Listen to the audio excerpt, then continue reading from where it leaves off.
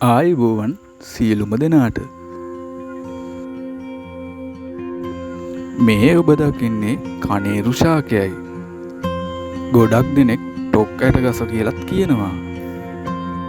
ශ්‍රී ලංකාවේ මෙම ශාකය විෂ ශාකයක් හැටියට ගොඩක් දෙනා අතර ජනප්‍රියයි. හැබැයි ඉන්දියාව වගේ රටේ නම් මෙම ශාකය විසිතුරු මල් වගා විදියට උද්‍යාන අලංකාර සඳහා භාවිතා කරනවා. ඒ වගේම ඉන්දියාව වගේ රටේ ආයුර්වේද වෙද කටයුතු සඳහා මේ භාවිතා කරනවා කියලා සඳහන් වෙනවා. සමහර අය ටොක් ඇට ශාකය කියලා මේ හැඳින්වුවාට දැකලා නැතු වෙන්න පුළුවන්.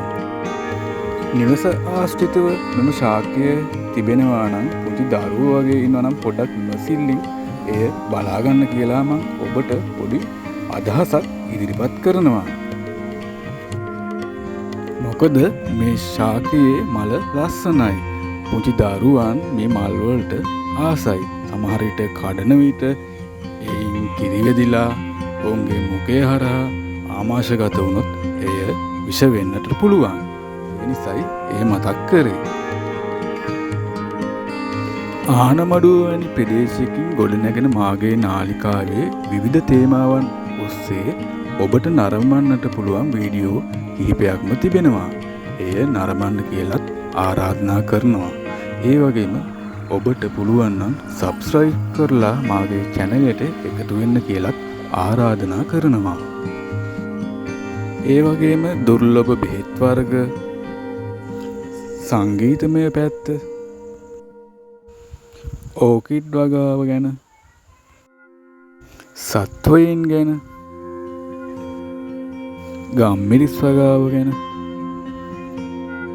මෙන්න මේ වගේ විවිධ තවත් තේමාවන් ඔස්සේ ගිය විවිධ වීඩියෝ වර්ග ඔබට දැන් මාගේ නාලිකාව තුලින් බලන්නට පුළුවන්. එයින් ඔබට දැනුමක් ලබා ගන්නට පුළුවන්. මාගේ නාලිකාව සබ්ස්ක්‍රයිබ් කරලා එකතු වෙන්න කියලා මා ඔබට නැවතත් ආරාධනා කරනවා. අද වීඩියෝ එක තුලින් මා ඔබට පෙන්වන්නට උත්සාහ ගත්තේ මේ කනේරු ශාකය ගොඩක් දෙනෙක් දැකලා නැහැ. අහලා විතරයි තියෙන්නේ. ටොක් ඇට ගස කිව්වොත් ගොඩක් දෙනෙක් අහලා තියෙනවා. සමහරු දැකලාම නැහැ.